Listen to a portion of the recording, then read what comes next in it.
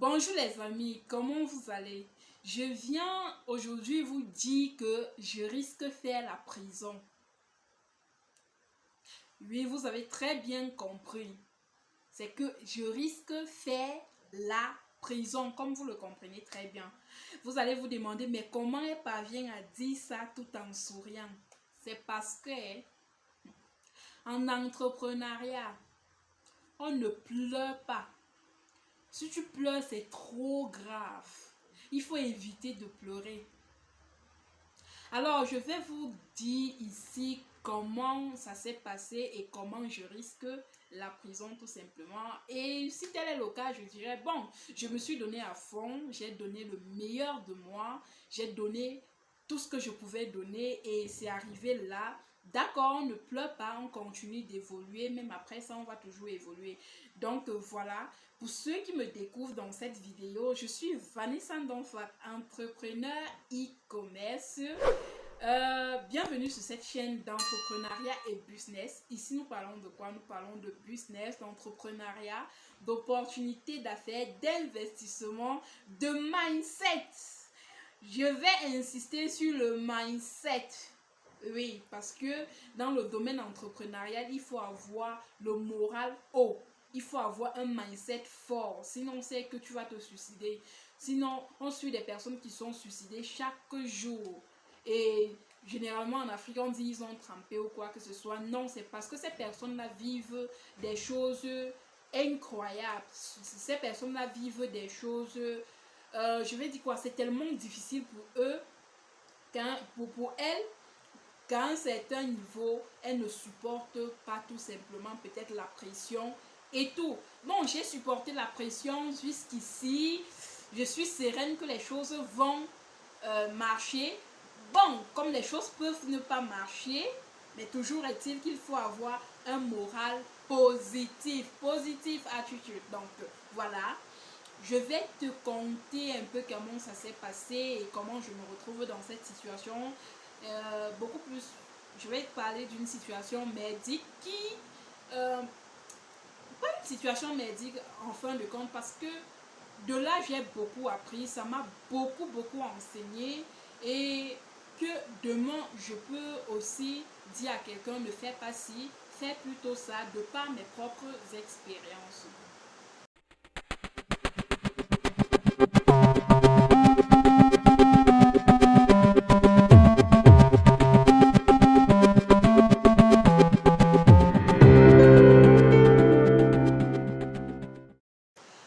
Alors, la chose commence, je ne vais pas trop narrer, c'est-à-dire je ne vais pas entrer trop dans les détails, je ne vais pas trop entrer dans le fond, mais je vais essayer de vous relater la chose. La chose commence quand en 2011,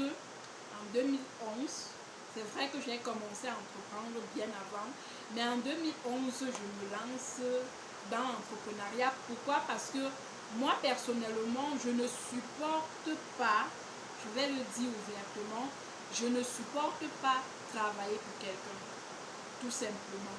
Je ne supporte pas. Cela m'est très difficile de travailler pour quelqu'un, d'accepter le oui monsieur le matin, métro, boulot, dodo.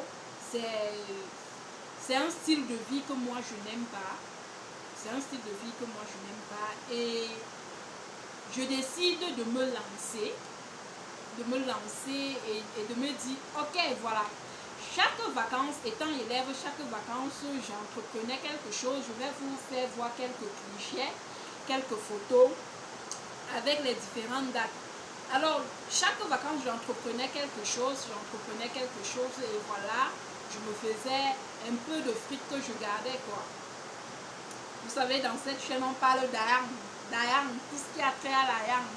Donc, je me faisais du fric chaque vacances.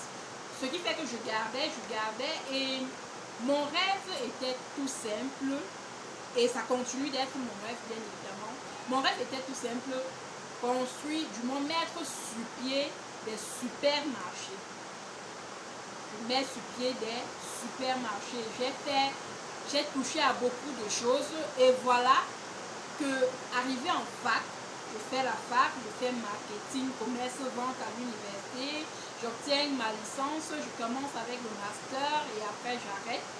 Et je dis, il faut que je me lance, faute de moyens, je dis, il faut que je me lance, je sors ce que j'ai pu amasser durant toutes ces années pour me lancer, pour lancer finalement mon projet de supérette, du moins de supermarché.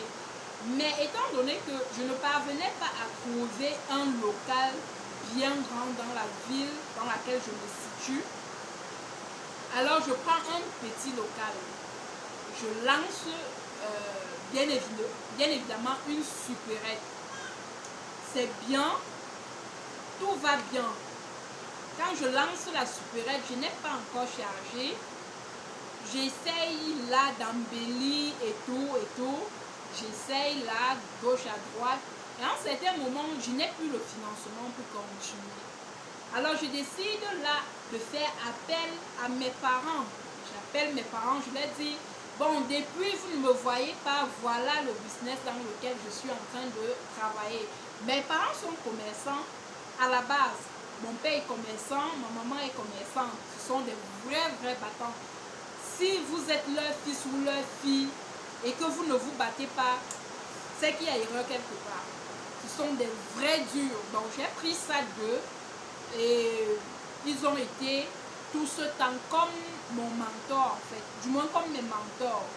Donc j'ai pris pour modèle eux et franchement je remercie souvent la nature d'être née dans cette famille parce que sortant de là tu dois te battre. Tu ne dois pas te dire bon voilà tu sors d'une famille moyenne et voilà qu'on doit tout te donner quoi. Ces personnes la forment à la vraie, je veux dire, quand je parle de ces personnes, je parle de mes parents. Ils forment à la vraie vie. Ce n'est pas... Ils forment à la vraie vie. C'est-à-dire... Parfois, quand j'y pense, je dis oui. Voilà les vrais maîtres, en fait. Voilà les vrais professeurs et tout. Donc, voilà. Et je suis en train de traverser cette difficulté où il me faut lever des fonds pour continuer mon activité. Alors, j'ai un peu de fonds, j'ai déjà carrelé, en fait, j'ai fait tout ce qu'il fallait pour que ça ressemble à une belle supérette en fait. J'ai versé le loyer et tout. Après avoir trémé pendant plus d'un an, je dis, il faut que je passe à une phase beaucoup plus supérieure et je touche mes parents, je leur dis, je contacte mes parents, je leur dis, voilà le projet que j'ai initié, ça fait un bon bout. Donc si vous ne m'avez pas vu depuis tout ce temps, c'est parce que j'étais en train de faire ci. Et bien évidemment, ma maman s'est déplacée, elle est venue, elle a vu le projet et voilà. Elle a apprécié, mais elle me dit, je ne vais pas te donner le financement. Je ne vais pas te prêter d'argent et tout. Et je me dis que le fait qu'elle ne m'ait pas prêté de l'argent était une bénédiction. Au départ, j'étais furieuse, mais comment est-ce que ma famille peut m'abandonner? Comment est-ce qu'on peut me... Voilà ce que j'ai pu faire et je demande de l'aide aux miens. Mon papa me fait comprendre qu'il est en pleine construction et tout, en plein chantier et qu'il ne peut tout simplement pas me prêter de l'argent. Et je me suis fâchée. Mais sincèrement, aujourd'hui, c'est une bénédiction du fait qu'ils ne m'ont pas prêté cet argent au départ. Alors, qu'est-ce qui se passe? Ma maman me propose de retourner au village, chercher du capital dans sa boutique à elle. Donc, c'est-à-dire tourner sa boutique pendant quelques temps et les gains que je vais obtenir là-bas seront à moi. Alors voilà l'aide que j'ai obtenue du côté de mes parents. Et c'était vraiment un truc de waouh. Au départ, je refuse l'idée parce que je n'avais pas envie de retourner vivre avec mes parents. Moi, je trouvais ça, c'était difficile en fait. C'était compliqué. Je ne voyais pas trop, à mon âge, retourner vivre avec mes parents. C'était compliqué étant donné qu'on n'était pas dans la même zone. Mais bon, après réflexion, j'accepte le défi parce que je voulais à tout prix bâtir cette entreprise-là. Qu'est-ce qui se passe? Ce qui se passe, c'est que j'accepte le défi, je plie bagage, je retourne. fermant ma propre boutique, je retourne au village chercher du capital. Après avoir travaillé chez ma maman, parce que elle est fait dans le service de décoration, le service traiteur, et elle a une boutique d'alimentation. Étant donné qu'elle n'était plus trop régulière à la boutique, elle m'a fait occuper cette boutique-là pendant un bon bout de temps. Alors la première année, j'ai pu récolter des fonds et j'ai lancé ma boutique de la ville avec. J'ai lancé la boutique de la ville. L'erreur que j'ai commise, est qu'aujourd'hui, j'exhorte chacun de ne pas commettre cette erreur-là. C'était de confier cette boutique à une amie à qui j'avais tellement confiance en fait. J'avais tellement confiance. Au départ, tout se passe bien. Elle gère la boutique de la ville et moi, je gère la boutique du village et j'ai des projets plus grands que ça. Je me dis, waouh, c'était en train de vraiment marcher parce que c'était dans une zone dans laquelle j'étais seule. J'étais seule, une supérette, je me retrouvais dans cet axe-là seule avec cette supérette-là. Et voilà la référence dans la zone et tout marchait. Je voulais passer à une étape beaucoup plus supérieure. Je vais vous mettre quelque part là où là, les photos, ou du moins la photo de ma supérette en question. Alors, je me retrouve dans cette situation-là où il fallait passer à un palier beaucoup plus supérieur et je décide de prendre un crédit à la banque. C'est là où ça va cuire. Je décide de prendre un crédit à la banque. Alors, j'y vais, je crée mon compte, je crée un compte et puis voilà, on me donne toutes les modalités. Et je demande du crédit et après quelques temps, la levée de fonds.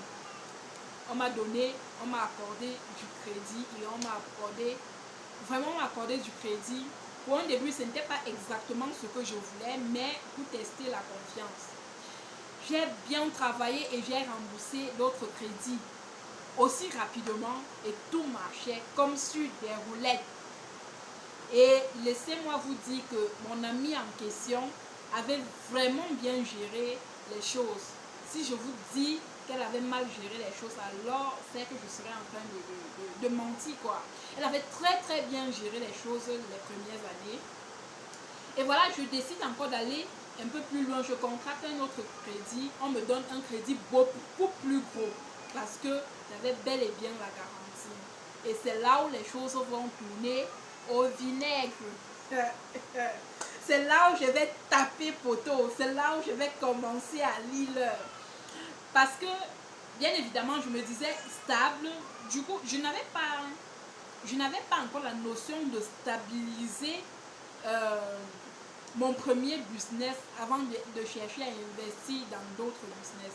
Alors voilà, je commence à investir dans d'autres business. J'investis dans le poulet, dans les poulets de chair, dans l'élevage de porc. Et voilà, dans l'élevage de lapins, j'investis. Et tout marche bien jusqu'à ce que je commence un peu à délaisser la boutique de la ville. Croyant que bon voilà, il y a une certaine confiance, tout s'est bien passé jusqu'ici, c'était l'erreur fatale. Donc ici je suis en train de dire que peu importe qui est-ce que vous avez devant vous, que la personne soit de la famille ou pas, un contrat, signez un contrat. Ça ne l'oubliez jamais, signez toujours un contrat et vérifiez à chaque fois que les choses vont bien comme cela se doit. Parce que c'est l'erreur fatale que j'ai commise. J'ai tout laissé disant les choses tournent bien. Je n'ai plus fait de compte, rien, je ne vérifiais plus rien et tout. Et aussi, bon, voilà, j'avais des problèmes de santé et tout. Cela ne me permettait plus de me déplacer, ainsi de suite. Voilà, je me retrouve dans cette situation où j'allais après 3 mois en ville et je constatais que les choses marchaient bien jusqu'à ce que je délaisse 6 mois. Je suis arrivée 6 mois après, j'ai constaté que ça avait cuit dans la boutique. Et mes projets cramaient. Mes projets sont tombés à l'eau. Tous les autres investissements que j'ai faits sont tombés à l'eau. Tout. Sans rien laisser. Tout. Les porcs sont morts. Les poulets, le coût a baissé. Donc le coût de production n'arrivait même pas à vendre le poulet sur le marché. Je vais dire au prix de sortie je vais dire du poulailler en fait. C'est-à-dire tu produis le poulet peut-être à 2700, tu arrives sur le marché, tu constates qu'on est en train de vendre les poulets à 2000 francs. J'ai dit non, on patiente un peu, bientôt il y aura rareté.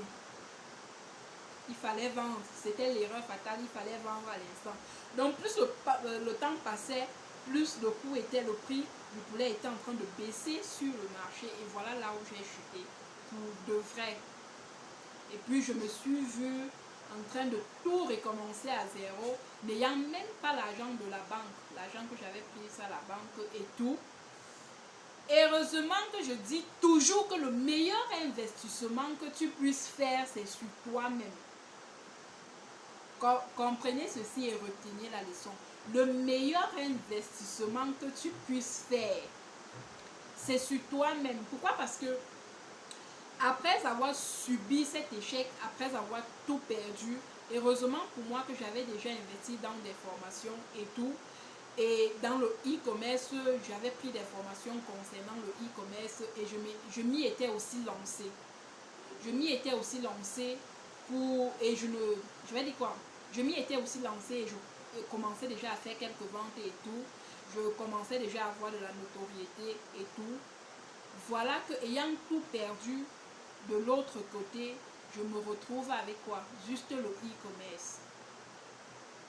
Juste le e-commerce. Heureusement pour moi que j'avais déjà une notoriété. Et c'est avec ça justement que au quotidien, j'essaye de me relever. Et si je dis que bientôt, que je risque de faire la prison, c'est parce que le délai, je vais dire, l'échéance est proche et je n'ai pas encore fini avec le crédit bancaire. C'est une grosse somme que je vais taire, que je vais vraiment taire la somme. Mais bon, au quotidien, j'essaye comme je peux pour rembourser ces dettes-là, tout simplement. Mais la leçon que j'ai retenue ici, c'est quoi? Est-ce que je vais blâmer? Est-ce que je vais blâmer? C'est vrai qu'avec tout ça, j'ai eu aussi des problèmes familiaux. On dit problèmes familiaux ou familiaux. Bon, des problèmes familiaux qui m'ont vraiment déstabilisé. Ce que je vais aussi dire, c'est que si vous voulez investir, si vous voulez vous lancer dans l'entrepreneuriat, vous voulez vous lancer, vraiment sortez de la maison et allez louer quelque chose. Vous allez peut-être beau penser que le fait d'être à la maison vous permet d'économiser, je ne sais pas, le gaz, l'électricité, le loyer, non. Sortez de la maison, vous partez louer.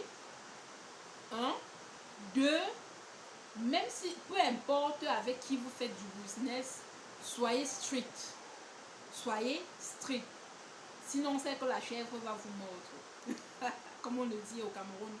Donc, soyez strict. Signez même des contrats s'il le faut et respectez. Signez même des contrats. Ce n'est même pas que s'il le faut. Signez des contrats. Soyez strict.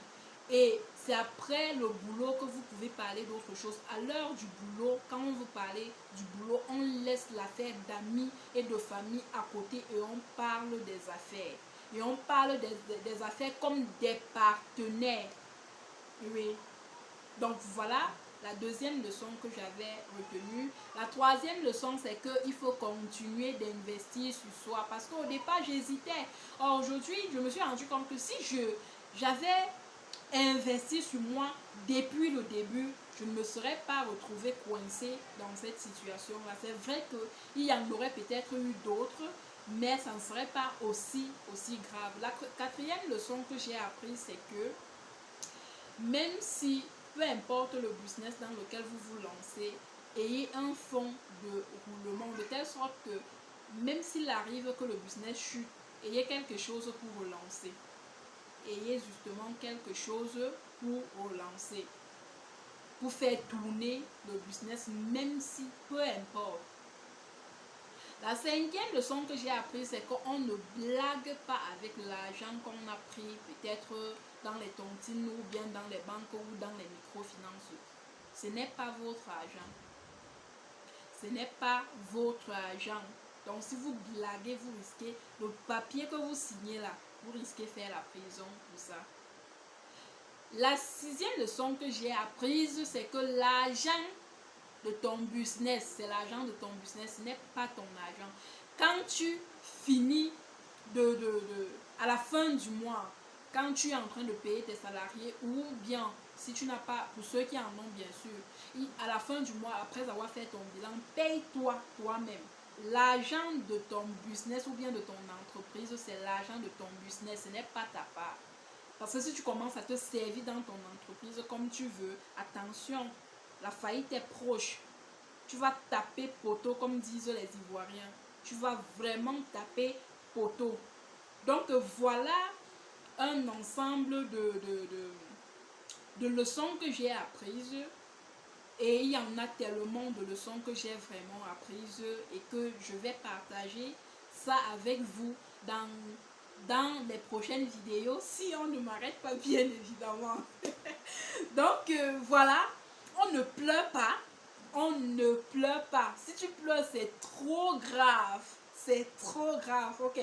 Donc si tu as aimé cette vidéo, dis-moi dans les commentaires la leçon que mon vécu t'a apprise, la leçon que tu as aimé. Donc dis-moi ça en commentaire. S'il y a un sujet que tu souhaites qu'on en parle sur cette chaîne, dis-le moi en commentaire. Et surtout, abonne-toi, active la cloche de notification pour ne rien rater de nos prochaines vidéos. Quand je dis de nos prochaines vidéos, ça me fait toujours rire parce que je ne connais pas les jours à venir. Bon, on reste positif comme j'ai dit. On reste positif, on garde un mindset super haut. Et partage, ça peut aider un proche, ça peut aider un ami. Partage. Et on se dit à la prochaine. Stay focus. Rendez-vous au sommet.